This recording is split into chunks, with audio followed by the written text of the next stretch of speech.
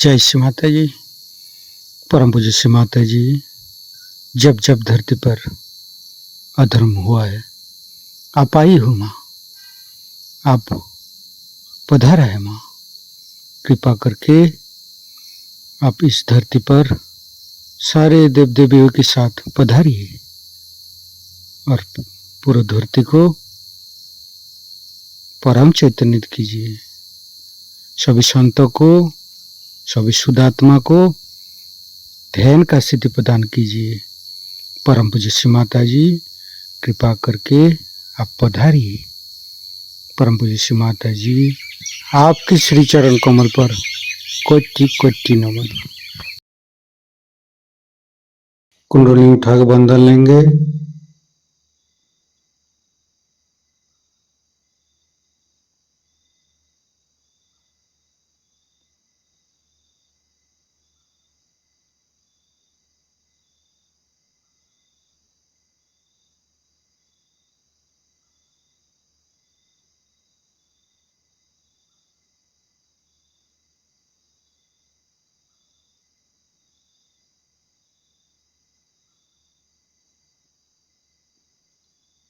तीनों महामंत्र।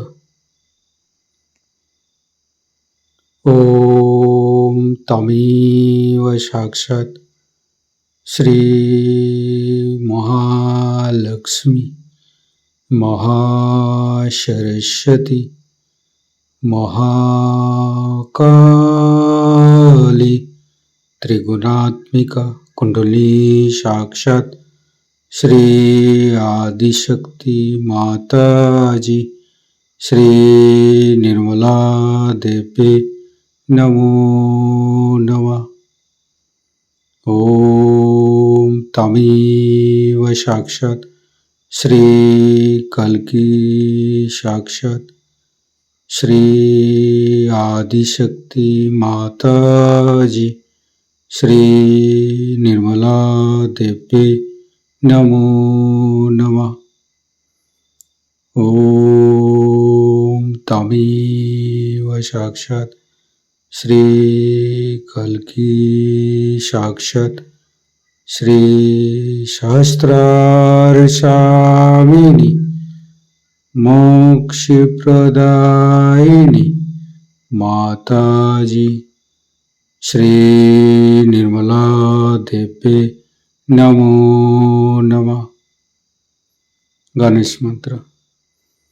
ओम तमेव साक्षात् श्री गणेश साक्षात् श्री आदिशक्ति माता जी श्री निर्मला देवी नमो नमः।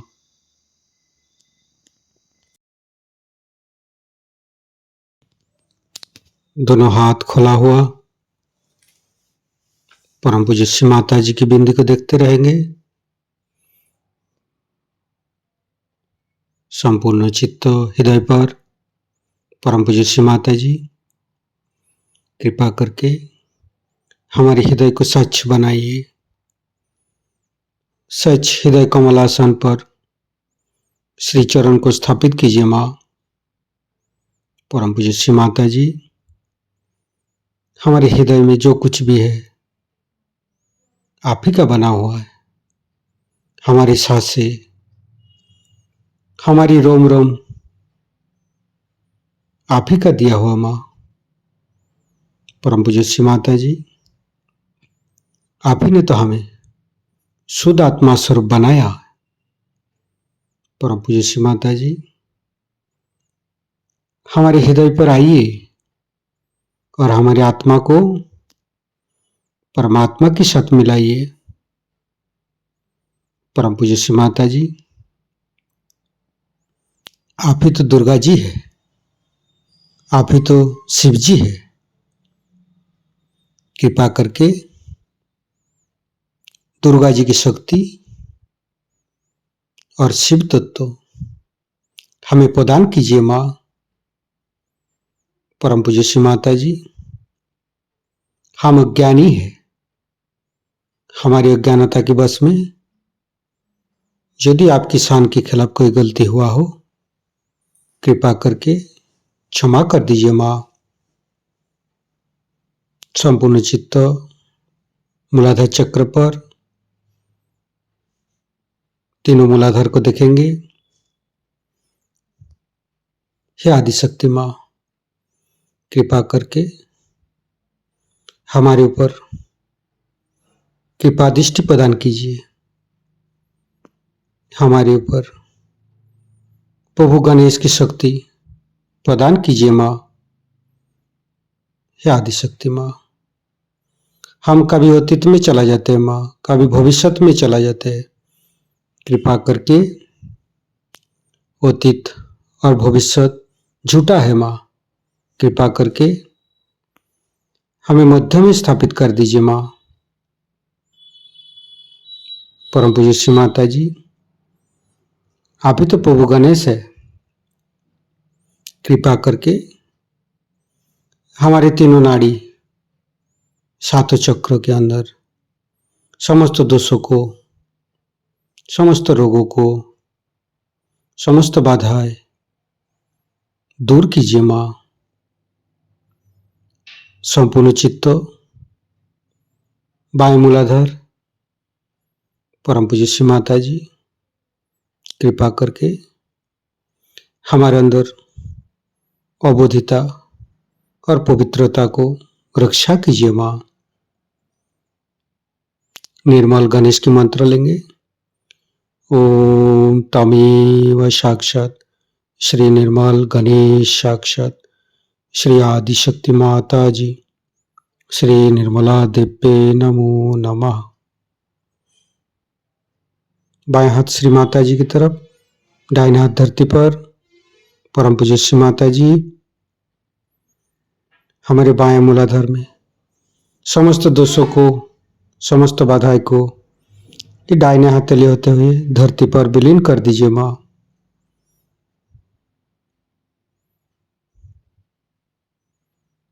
फिर राइट हैंड श्री माता जी की तरफ, बाएं हाथ धरती पर, संपूर्ण चित्त राइट मूलाधार।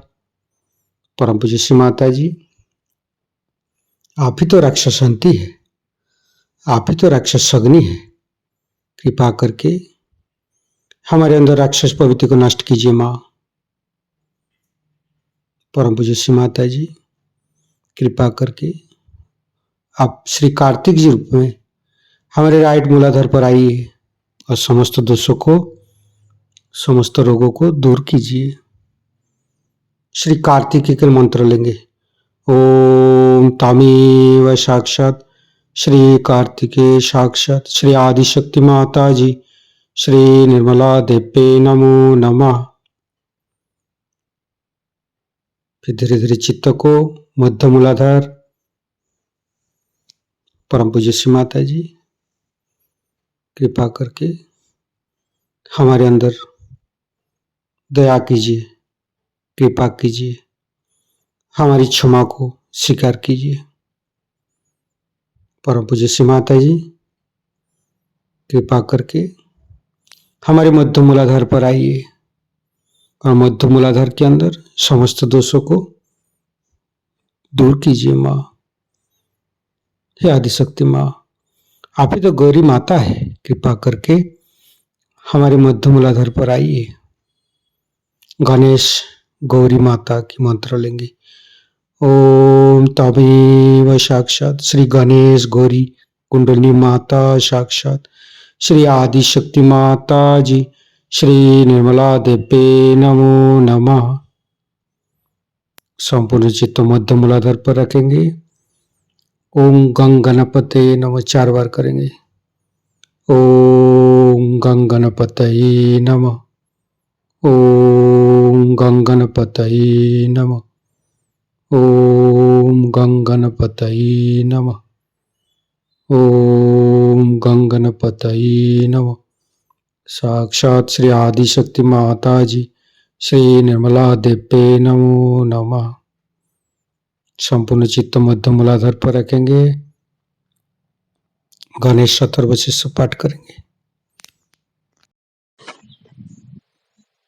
ओम नमस्ते गणपतये तमेव प्रत्यक्षं तत्त्वमसि तमेव केवलं कर्तासि तमेव केवलं धर्तासि तमेव केवलं हर्तासि तमेव सर्वं खल्विदं ब्रह्मासि तं साक्षादात्मसि नित्यं ऋतं वच्मि सत्यं वच्मि अवतं माम् अववक्तारम् अवसोतारम् अवदातारम् अवधातारम् अवानुचानमवशिष्यम् अवपश्चातात् अवपुरस्तात् अवोत्तरातात् अवदक्षिणातात् अवचोदातात् अवधरातात् सर्वतो मां पाहि पाहि समन्त्रात् तं वाङ्मयस्तं चिन्मयो तं आनन्दमयस्तं ब्रह्ममयो स्तं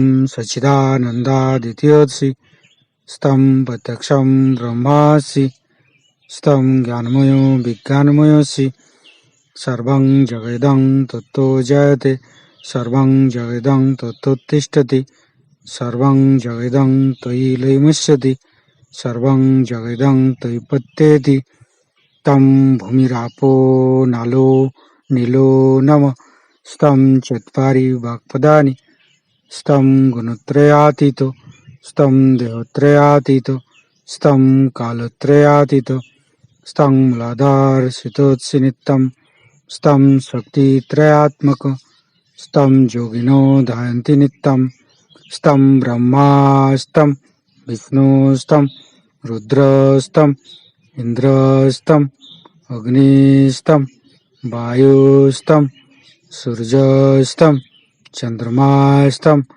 ब्रह्मभूर्भुवस्सुरं ज्ञानादिपूर्वमुच्चाय वर्णादि तदनन्तर अनुसारो परतरो अर्धेन्दु उल्लसितं तारेण ऋतं एतत्तव मनुष्यरूपम् अकारो पूर्वरूपम् अकारो मध्यमरूपम् अनुसारो शान्तिरूपम् बिन्दु उत्तररूपम् नादं सन्धानं संहिता सन्धि शैषा गणेशविद्या गणकऋषि निश्चित गायत्री छंद गणपतिर्देवता ओं गं गणपतये नमः एकदन्ताय विद्महे वक्रतुण्डाय धीमहि तन्नो दन्ति प्रचोदयात् एकदन्तं चतुर्हस्तं पाशमङ्कुशधारिणं रदं च वरदं हस्ते बिभ्राणं मूषकध्वजं रक्तं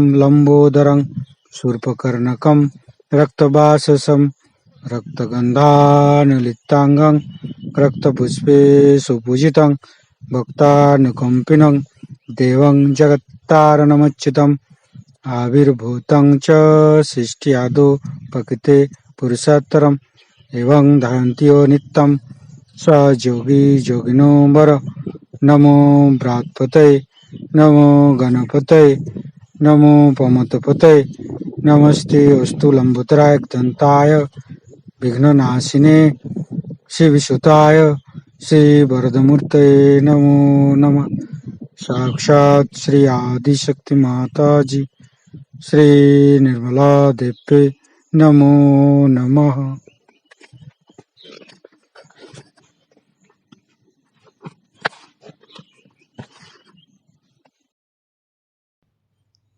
धीरे धीरे चित्त को लेफ्ट स्वादिष्ठान राइट स्वादिष्ठान मध्य,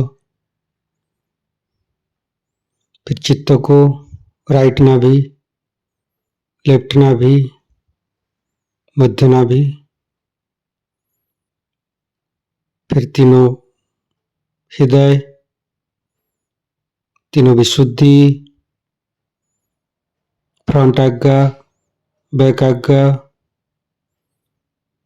परम पूज्य श्री माता जी हमारे अंदर अहंकार पति अहंकार को दूर करके हमारे ब्रह्मरंध्र को खोल दीजिए माँ। संपूर्ण चित्त ब्रह्मरंध्र पर सिर के तालु भाग दोनों हाथों पर सिर के तालु भाग पर परम चैतन्य अनुभव करते हुए मध्य मूलाधार के साथ सहस्त्रार को जोड़ेंगे।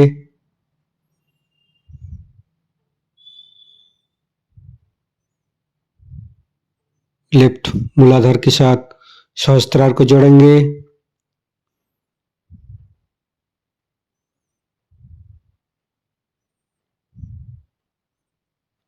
राइट मूलाधार के साथ सहस्त्रार को जोड़ेंगे।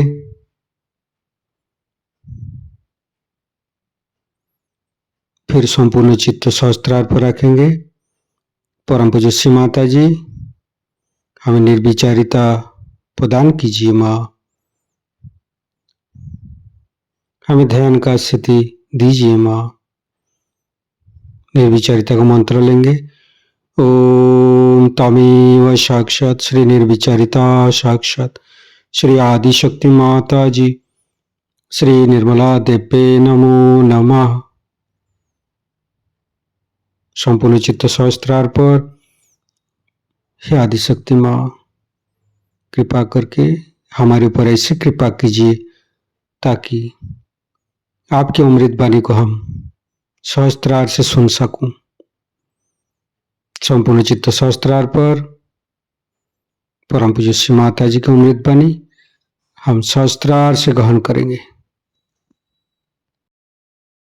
स्वयं चालित शक्ति जिसे कहते हैं, जिसे अंग्रेजी में ऑटोनॉमस नर्वस सिस्टम कहते हैं, वो सूक्ष्म तरह से अपने पीठ के रीढ़ के हड्डी के अंदर मज्जारज्जु में, स्पाइनल कॉर्ड के अंदर, मेडुला ऑब्लोंगेटा में स्थित है। मैंने आपसे बताया था कि ये 3 सूक्ष्म शक्तियां हैं जिनसे हमारी ऑटोनॉमस नर्वस सिस्टम चलती है, स्वयं चालित संस्था चलती है। वो 2 शक्तियां जो कि लेफ्ट में और राइट में हैं, एक का नाम ईड़ा और दूसरी का पिंगला है, और जो बीच में है उसका नाम सुषुम्ना है। ये 3 नाड़ियां, और इन 3 नाड़ियों पे जो 3 शक्तियां हैं उनका नाम, जो लेफ्ट में है उसका महाकाली, जो राइट में है उसका महासरस्वती, और जो बीच में है उसका महालक्ष्मी। महाकाली शक्ति से हमारी स्थिति और लय होती है। महासरस्वती से हमारी शरीर धारणा तथा पूरा हमारा विचार का कार्य, आगे की जो कुछ तजवीज है, जो कुछ भी हम लोग प्लानिंग करते हैं, विचार करते हैं, कार्यान्वित होते हैं, जो कुछ हमारी सृजन शक्ति है, क्रिएटिव कैपेसिटीज है, वो सब उससे प्रदर्शित होती हैं, मैनिफेस्ट होती हैं। और जो बीच की शक्ति है, जिसे कि हम महालक्ष्मी की शक्ति कहते हैं, जिसको इस बंबई शहर में बहुत ज्यादा मानते हैं लोग, इस महालक्ष्मी की शक्ति से ही हमारा इवोल्यूशन होता है, उत्क्रांति होती है। आज अमीबा से जो आज मनुष्य की दशा में हम आए हैं, ये इसी शक्ति के कारण, इस शक्ति के कारण हम अपने अंदर धारणा करते हैं। धारणा माने सस्टेन करना।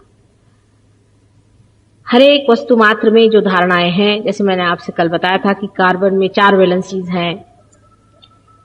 हर एक वस्तु मात्र में जो उसकी प्रकृति है या उसकी जिसे कहते हैं प्रॉपर्टीज हैं, वो सारी इसी शक्ति के द्वारा आती है। और मनुष्य में भी जो धर्म धारणा होती है, वो भी इसी कारण होती है। मनुष्य का भी अपना कुछ धर्म जरूर अवश्य है ही, नहीं तो वो मनुष्य क्यों कहलाएगा। उसके 10 धर्म हैं, जिसके बारे में आप साधारण तरह से ये कह सकते हैं कि बाइबल में जिसे 10 कमांडमेंट्स कहते हैं, वही वो 10 धर्म हैं। इन 10 धर्मों के अनेक और सूक्ष्म स्वरूप हैं, जिसके बारे में हमारे शास्त्रों में आदिकाल से अनेक ऋषि मुनियों ने पता लगाकर उस पर काफी कुछ लिखा हुआ है। कल मैं आपसे आखिरी बार जो बता रही थी वो धर्म के बारे में, क्योंकि हम लोग तीनों चक्रों का वर्णन करते हुए जब नाभि चक्र पे आए तो मैंने कहा था कि लक्ष्मी जी का धर्म से बहुत नजदीक संबंध है, क्योंकि हमारे पेट में धर्म होगा। धर्म विचार में नहीं होता है। जो मनुष्य विचार से धर्म करता है वो धार्मिक नहीं है। धर्म विचार से नहीं होता है, अपने पेट में होता है। जैसे एक साधारण आपसे मैं बात बताऊं कि अगर कोई वास्तविक धार्मिक आदमी हो, मैंने जिसे रियलाइज सोल कहना चाहिए, मैं धार्मिक उसे नहीं मानती जो बड़ा पट्टा वट्टा लगा के घूमते हैं, लेकिन अंदर से जो टूटा हुआ आदमी है, जो कि परमात्मा से एकाकार हो चुका है, जो असल मायने में योगी है, जो रियलाइज सोल है, वो आदमी अगर किसी ऐसे आदमी के घर में गया हो जिसने कि मर्डर किया है, लोगों को परेशान किया है, उस आदमी के घर में खाना खाते उसे उल्टी होने शुरू हो जाए, वो बर्दाश्त नहीं कर पाए। वो किसी भी नग्न स्त्री को देख नहीं पाएगा, उसको देखते साथ उसके अंदर से उल्टी आ जाएगी, उसका पेट उसे बर्दाश्त नहीं कर पाएगा। आप में से भी बहुत से लोग ऐसे होंगे कि वो किसी किसी के घर का खाना ही नहीं खा सकते, उनके घर में जाते होंगे तो उनको उल्टी ही आती होगी। इसका कारण कोई बता नहीं सकता। इसका सीधा कारण यह है कि आपका धर्म उस धर्म से मेल नहीं खा रहा जो उस घर में।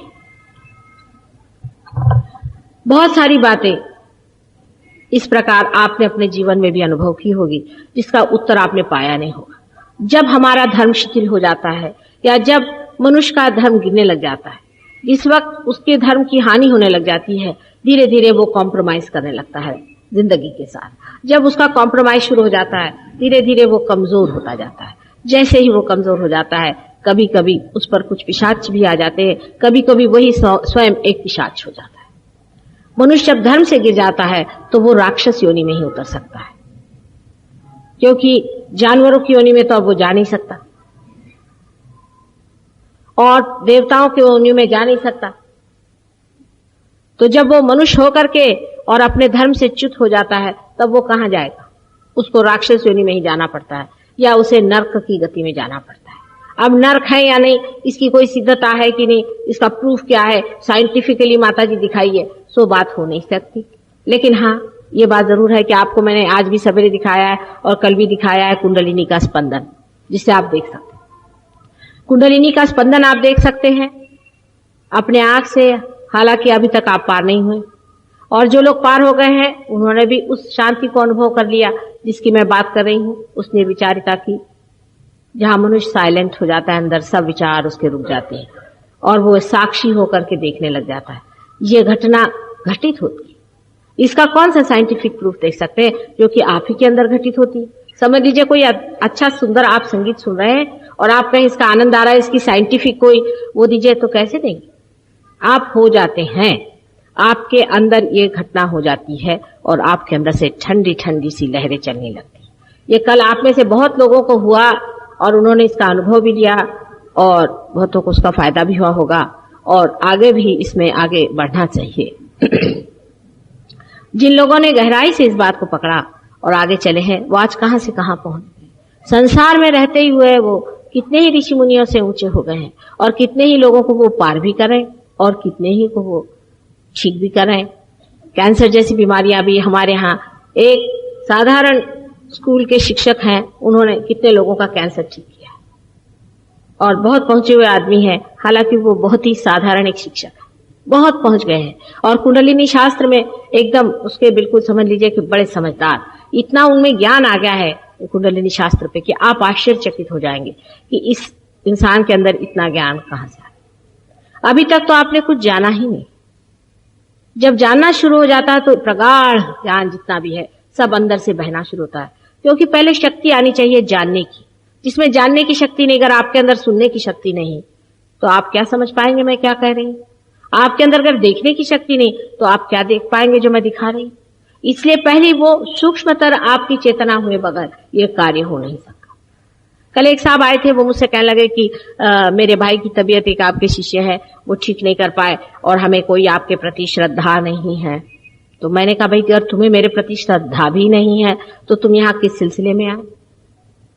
अगर तुम्हारे भाई को मैं ठीक करूं तो तुम मेरे पर श्रद्धा रखो, ये अच्छी जबरदस्ती है।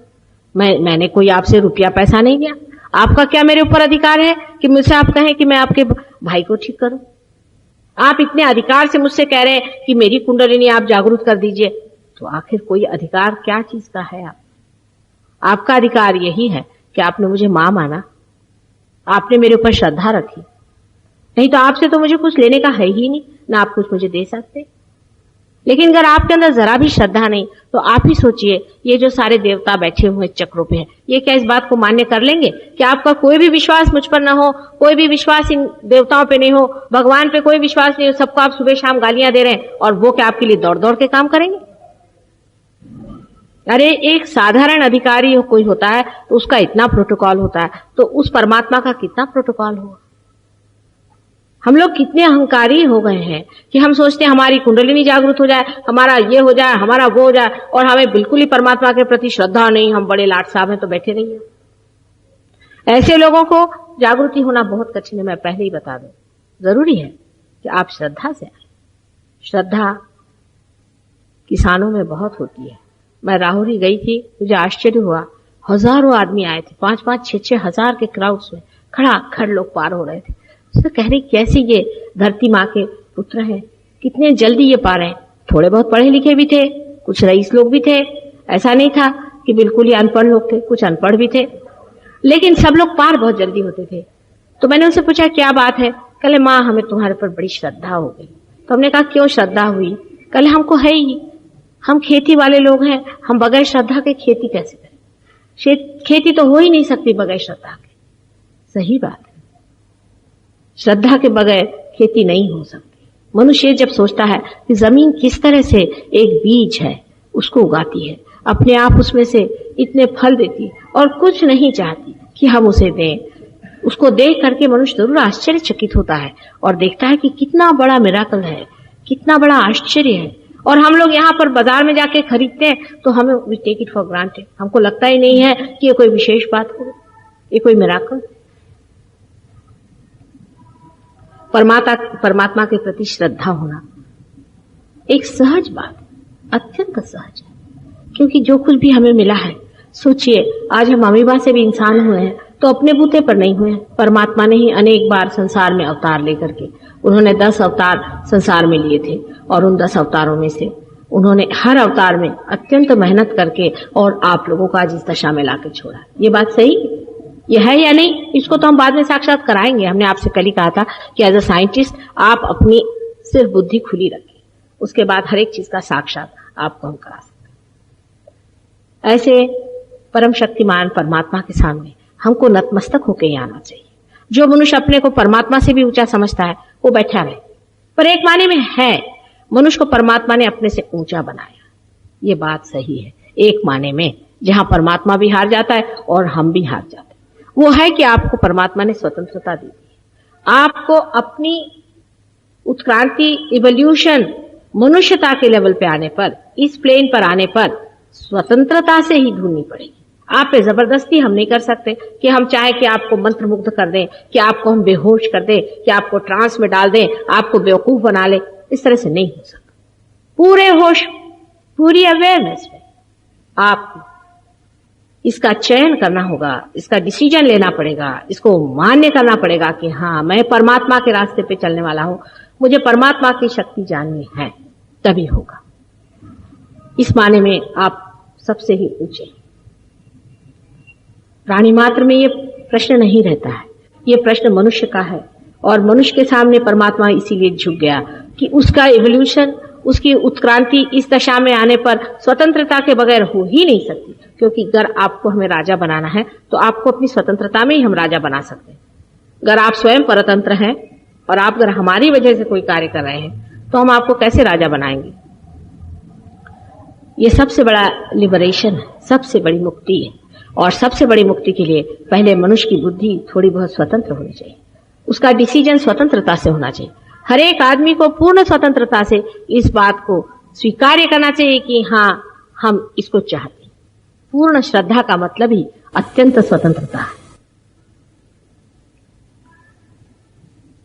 कल हमने आपसे 3 चक्रों के बारे में बताया था। आज बहुत से लोग नए आए हुए हैं और उनमें से मैंने बताया था कि मूलाधार का चक्र सबसे नीचे में है, जिसमें श्री गणेश की शक्ति जो कि इटर्नल चाइल्डहुड है वो है।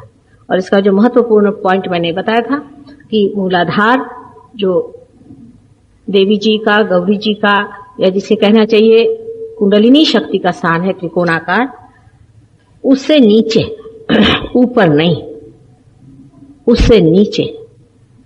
सो कुंडलिनी को अगर उठाना है तो मूलाधार चक्र को नहीं छूना चाहिए, जिससे सेक्स कंट्रोल होता है।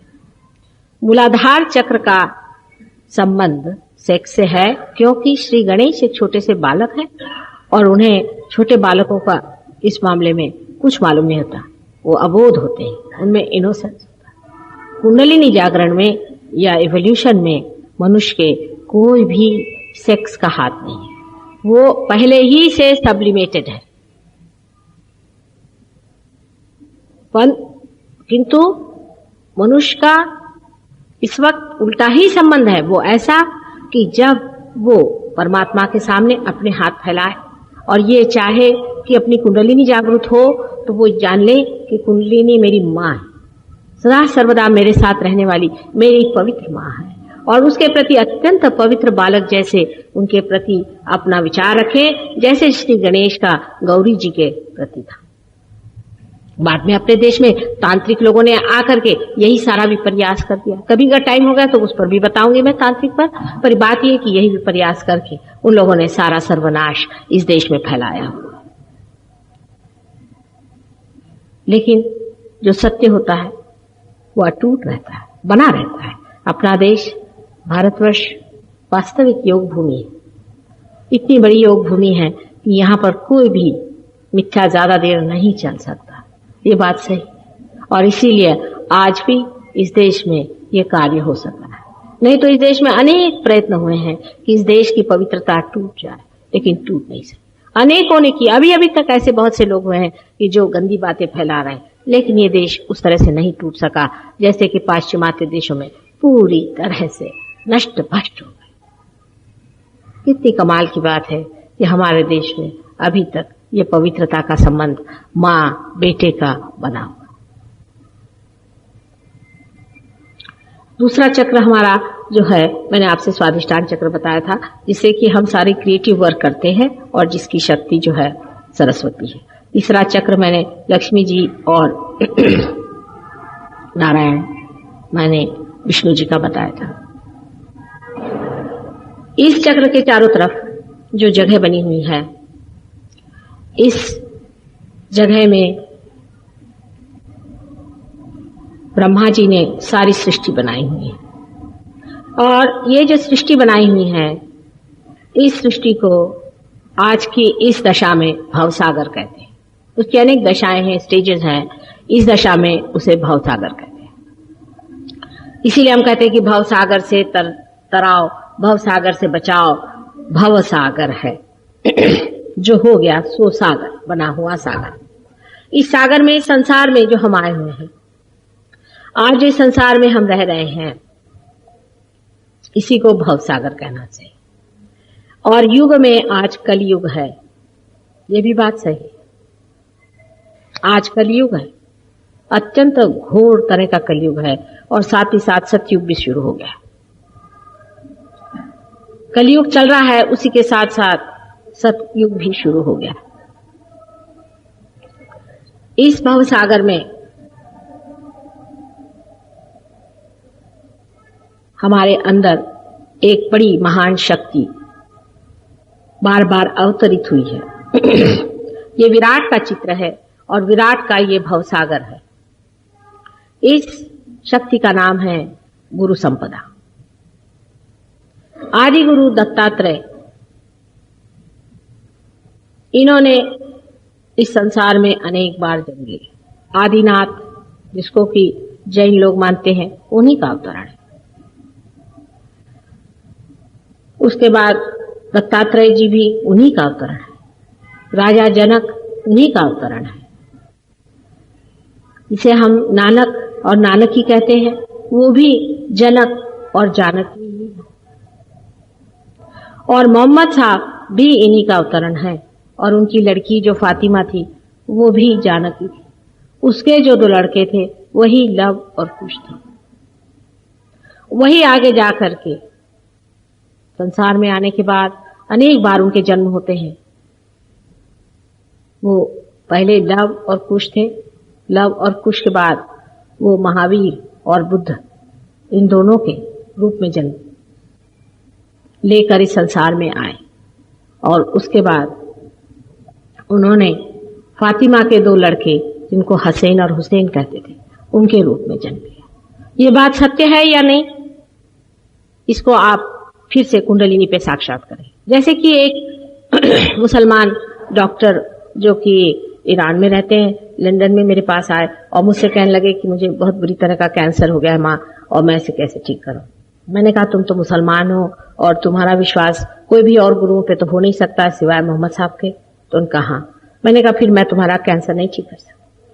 कहने लगे क्यों? मैंने कहा ये तो इम्बैलेंस से होता है, हमेशा कैंसर इम्बैलेंस से होता है। तुम्हारे अंदर इतनी जोर से घनीभूत ये भावना बैठी हुई है कि मोहम्मद साहब ही एक अवतरण हो गए और क्या उनके अनेक नहीं हो सकते। हालांकि मोहम्मद साहब ने 1000 बार कहा है कि मेरे जैसे और अनेक आएंगे, उन्होंने अनेक बार कहा है, लेकिन मुसलमान इस बात को मानने के लिए तैयार नहीं कि उनके जैसे अनेक आए हैं और आएंगे। उससे कहा उन्होंने कहा तो है लेकिन हमने किसी को देखा नहीं। मैंने कहा अच्छा, अगर तुम दत्तात्रेय जी का मंत्र जपो तो हम तुम्हें ठीक कर सके। जब पहले तो बहुत नाराज हो गए वो मुसलमान साहब, वो चले गए गुस्से होकर मेरे साथ। उसके बाद पर कैंसर की बीमारी होती ऐसी है कि क्या करें। फिर आए दौड़े दौड़े कि अच्छा माता जी जो भी कहो मैं करने को तैयार। अब उनकी तबीयत ठीक है, क्योंकि खुद दत्तात्रेय इस बात को नहीं गवार कर सकते कि आप मुझे इतने हिस्सों में क्यों बांट रहे हैं। मनुष्य चाहता है इस तरह से अपने को बांट, परमात्मा अपने को बांटना नहीं चाहता है। मनुष्य चाहता है कि मैं मुसलमान, मैं हिंदू हूं। परमात्मा के लिए घिनौनी बात, अजीब सी चीज है कि कोई कहे कि मैं नाक हूं, मैं आंख हूं, मैं कान। इसी तरह से बेवकूफी की बात करना। परमात्मा ने सारी सृष्टि में मनुष्य को बनाया है, वो कोई उसको अलग अलग साँचे में ढलने के लिए नहीं।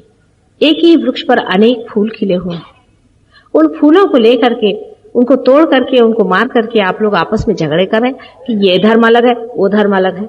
अभी कल ही एक साहब आए थे, उनका किस हिसाब से बताऊं, दिल्ली से। उनको भी बहुत तकलीफ है, वो पार हो गए, लेकिन कहने लगे कि मेरा तो ये वॉइड, जिसे हम वॉइड कहते हैं भवसागर को, वो पकड़ा हुआ। मैंने कहा कि पूछा उनसे, बहुत पूछा। मैंने कहा ये है क्या आपका, वो है क्या? कहने नहीं।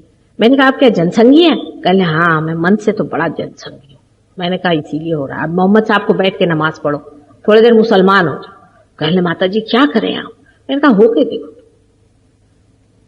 थोड़े दिन तुम मुसलमान होके देखो, और देखते ही साथ बसा का ये डिस्टर्ब करो, मुसलमान होकर के देखो और तब तुम्हारे समझ में आएगा कि तुम ठीक हो जाओगे। मैंने कहा अच्छा तुम मोहम्मद साहब का नाम लो थोड़ी देर, वैसे ही लेते साथ उसके अंदर से वाइब्रेशन शुरू हो जाते हैं।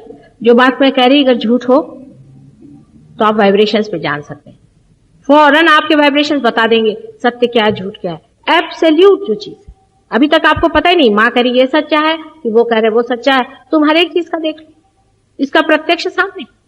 आप लोग बिल्कुल कंप्यूटर जैसे हैं, सिर्फ आपके कंप्यूटर को अभी मेल्स में लगाने की जरूरत है। जैसे आप मेल्स में लग जाएंगे आपको फौरन पता हो जाएगा कौन सी चीज सच्ची कौन सी चीज झूठी। मैंने कुछ गुरुओं के बारे में कहा भाई ये गुरु ठीक नहीं, तो साहब बहुत गुस्से हो गए। मैंने कहा अच्छा भाई तुम पार हो जाओ फिर देखना।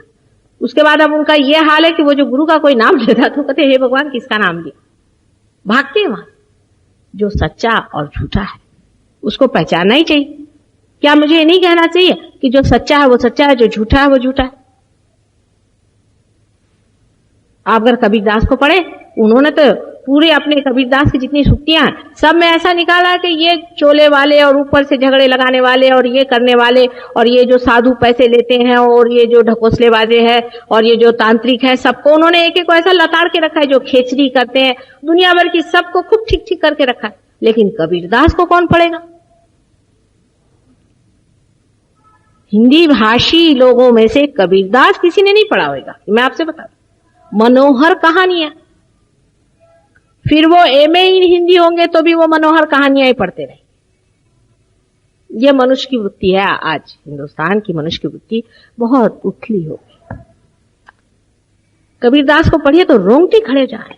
अकेले आदमी ने जुलाहा के लेवल पे होते हुए ऐसे लताड़ के रखा है सबको, लैशिंग जिसको कहते। एक एक आदमी की पोल पट्टियां निकाल निकाल कर उसने रखा है, जो जादू मंत्र दिखाते हैं, जादू टोने दिखाते हैं। नानक को देखिए, नानक ने चैप्टर्स आफ्टर चैप्टर्स लिखे ढोंगी लोगों पर, ये पैसे बनाने वालों पर, ये चमत्कार दिखाने वालों पर, सब पे चैप्टर्स आफ्टर चैप्टर्स लिखे, उसको काहे को कहीं जाने को है? इन्हीं लोगों को पढ़ो। मराठी लोगों ने तुकाराम को इतना पढ़ा होगा, पर किसी को यह नहीं मालूम कि उन्होंने इस पर कितना लिख मारा।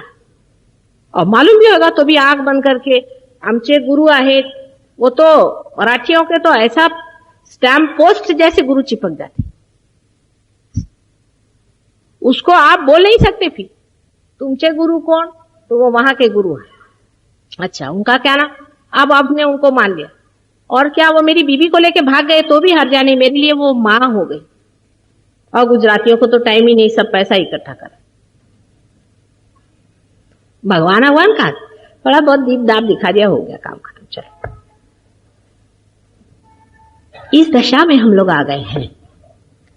इस योग भूमि में इतनी गंभीरता पूर्वक जिस देश में हमारा रहन सहन है, जहां हम रहते हैं, वहां हमें कितना गंभीर होना चाहिए, कितनी परमात्मा की हमें लगन होनी चाहिए, कितने उसमें गहरा उतरना चाहिए, उसका विचार किसी को भी नहीं। किसी को टाइम ही नहीं भगवान के लिए। सारे धंधे करने को टाइम है, भगवान के लिए टाइम नहीं। और उसी में सारा आनंद है बेटी। और कहीं आनंद नहीं। मैं तुमसे सच सच बता दो, तुम कोई भी चीज ढूंढ लो, यही गुरु संपदा अपने भारतवर्ष में अत्यंत बलवती है। और जगह भी हुए बड़े बड़े गुरु, कोई नहीं कह सकता कि कन्फ्यूशियस उसी के एक अवतरण है। और भी जगह बहुत बड़े बड़े गुरु हैं, लेकिन अपने देश में बहुत बड़ी संपदा हो। ज्ञानेश्वर जी हो गए, कितने बड़े बड़े गुरु हो गए, रामदास स्वामी हो गए, लेकिन उनका असर हमारे पर कितना आया कि सिर्फ गाना गाना, उनके भजन लेकर के सुबह से शाम गाते रहना कि घट ही खोजो भाई, घट ही खोजो भाई, घट ही खोजो भाई।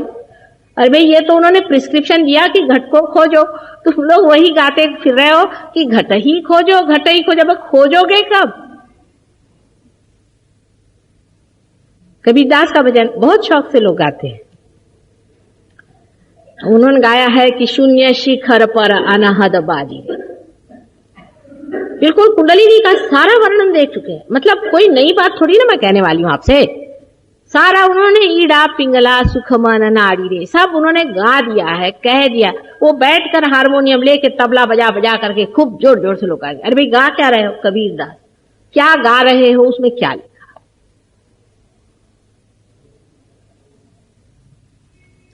माने ये भी एक मनोरंजन का साधन हो गया है। भजन मंडली का मतलब है लगे हैं अपने पागल जैसे। अरे गा क्या रहे हो, कर क्या रहे हो, सोच क्या रहे हो, कुछ सम्यकता नहीं उसमें। इसलिए अपने यहाँ की गुरु संपदा जो है उसको बड़े गहराई से जानने की जरूरत है। अब सिख लोगों का बताऊं आप, लंदन में सिख लोगों ने बड़ा भारी अपोजिशन कर दिया, क्योंकि उनको अपने सर में वो घमेला बांधना पड़ता है, क्योंकि वो अब गिरेंगे कहीं तो सर फूटेगा ना, अगर उससे जा रहे हैं बाइक से, मोटर बाइक से, तो एक घमेला पहनना पड़ता है। तो उन्होंने कहा हमारे धर्म में मना है। कहाँ लिखा है? पूछे उनसे। अब अंग्रेजों ने बेचारे ने तो पढ़ा नहीं, उनका इनका धर्म अजीब है, जब इनका सर फूटेगा ये घमेला क्यों नहीं पहन सकते? और बड़ा भारी पार्लियामेंट तक सवाल पहुंचा है, पार्लियामेंट तक। और एक चीज जिसे बिल्कुल पूरी तरह से मोहम्मद साहब ने भी और गुरु नानक ने मना किया कि कोई भी तरह का नशा, कोई भी तरह का शराब, सिगरेट, कोई भी तरह का नशा मना है। उसमें सबसे नंबर 1 है। अंग्रेज भी उनके आगे हार गए। अगर कोई उधर से शराब पी करके सरदार जी आ रहे होंगे और इधर से कोई अंग्रेज आ रहा हो तो अंग्रेज भागेगा। जब तक वो लोग कहते सरदार जी लोग यहां रहेंगे, हमारे स्कॉच विस्की कभी भी खत्म नहीं होता, उसका व्यापार चलता रहे। ये तो हम लोगों ने वहां नाम कमाए हुए, और इनका नाम है नानक के खास, और पार्लियामेंट तक पूछे कि घमेला चाहिए। ये गुरु संपदा की हालत कर दी, जो कि इतनी महान शक्ति परमात्मा ने हमारे अंदर अवतरित की थी, उसका ये हाल हम लोगों ने कर दिया है कि अलग अलग ग्रुप्स बना करके और हर एक अलग चीज बना करके, और हम इसको कह रहे हैं कि हाँ यही हमारा धर्म है। और मुसलमान जितनी शराब पीते हैं उसके मामले में तो कहना ही क्या, उनसे ज्यादा तो कोई शराब का शौकीन ही नहीं होता। इतना ही नहीं, उन्होंने कविता भी लिख रखी, काफी कवि, एक से एक कवि हो गए इस शराब पिशाच की वो इतनी स्तुति करें। राक्षस है बिल्कुल शराब जी, फर्मेंटेड शराब जो होती है इसमें राक्षस आते हैं, मनुष्य को राक्षस कर देती है। आप लोगों को शायद ये बात पसंद नहीं आएगी, लेकिन मैं आपसे बता रही हूं कि शराब मनुष्य ने बनाया हुआ एक एटम बॉम्ब है अंदर में। इतनी मूर्खता की चीज है, पता नहीं कैसे कहां दिमाग में कब आ गया इनके, और इन्होंने शराब बनानी शुरू कर दी। और अभी मुझसे एक साहब बताने आए थे कि देवता भी सोमरस पीते थे, तो मैंने कहा तभी तो उनका फॉल हुआ था। और ये कहां से उन्होंने एक शास्त्र निकाल के लाए कि देवता सोमरस पीते थे। मैंने कहा तब तुम थे वहां देखने के लिए, लेकिन तुम मत पियो, तुम अगर पियोगे तो पिशाच हो जाओगे। और जो पीते हैं उनको देख करके भी फिर पीने लग जाते हैं। इसके लिए कोई प्रोहिबिशन की पॉलिसी लाने की जरूरत नहीं, अपने मन से ही सोचिए, विचार करो, विचार करो कितनी गंदी चीज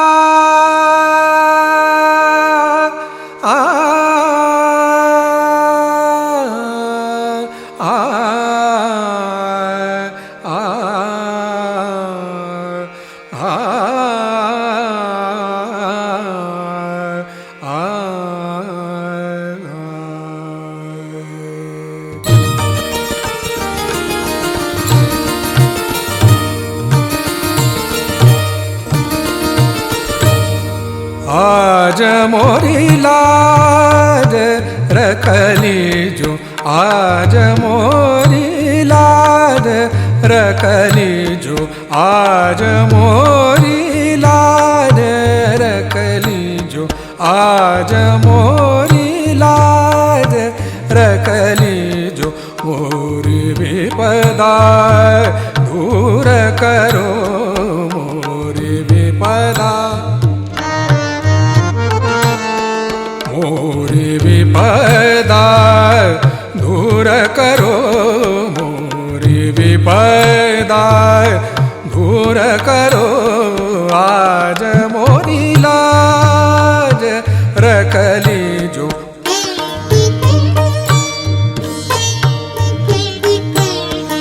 आज मोरी लाज रखली जो, आज मोरी लाज।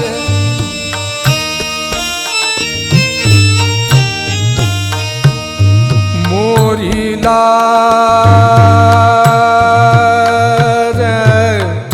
मोरी लाज, आज मोरी लाज रखली जो। मोरी लाज,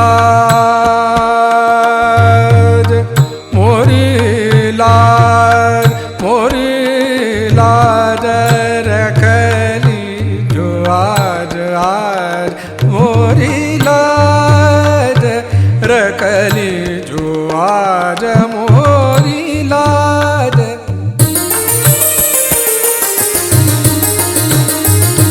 मोरी लाज, मोरी लाज, आज मोरी लाज रखली जो।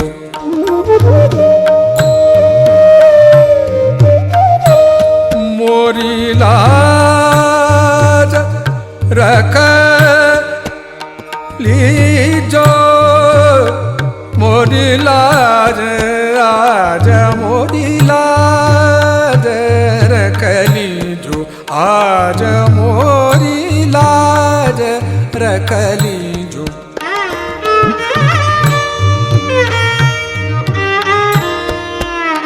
मोरी लाज,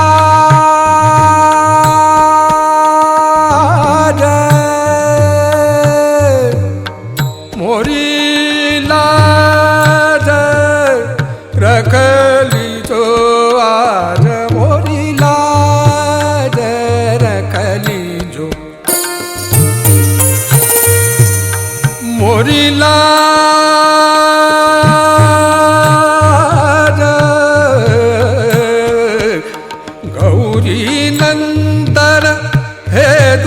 भंजन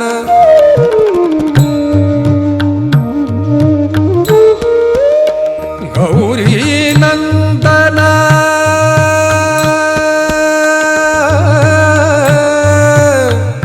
गौरी नंदन गौरी नंदन गौरी नंदन हे दुख भंजन गौरी नंदन हे दुख भंजन तुम ही आके धीर बंधाओ तुम ही आके धीर बंधाओ आज मोरी लाज रखली जो आज मोरी लाज रखली जो मोरी विपदा दूर करो मोरी विपदा दूर करो आज मोरी लाज रखली जो आज मोरी लाज ओम त्वमेव साक्षात् श्री गणेश साक्षात् श्री आदि शक्ति माता जी श्री निर्मला देवी नमो